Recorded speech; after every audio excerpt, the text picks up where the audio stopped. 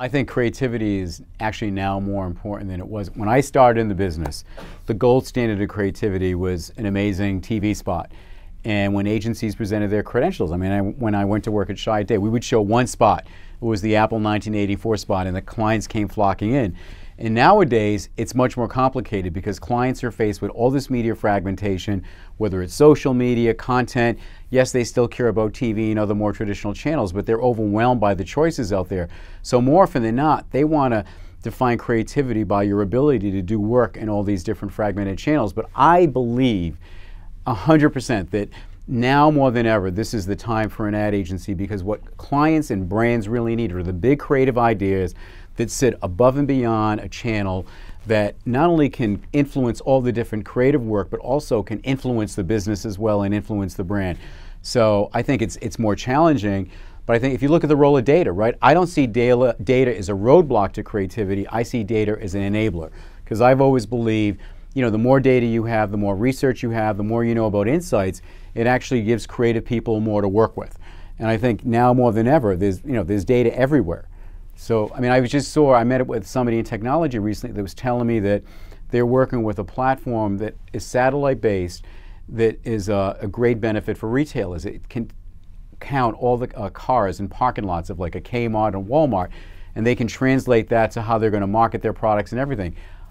I think that's amazing that, you know, you now have access to that kind of information that you could do something very creative with.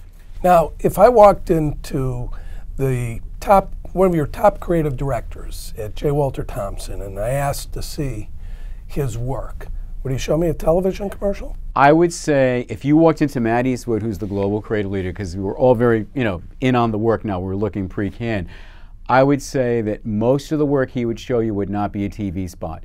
It would be a cool idea that somehow got communicated or executed in either an existing channel, a non-traditional channel, or actually a channel that we created that didn't exist before on behalf of a brand.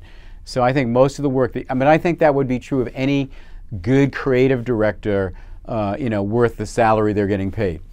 So the creative process normally evolved from an understanding or perceived understanding of what was going to motivate a consumer to either continue to buy a product or to buy it for the first time.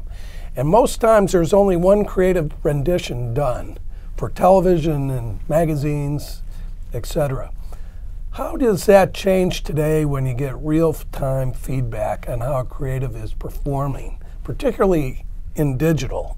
And how do you make sure that you're in a position to address it and change if necessary? Well, I think about that movie Social Network, and one of the lines they had on the wall at Facebook headquarters were better done than perfect.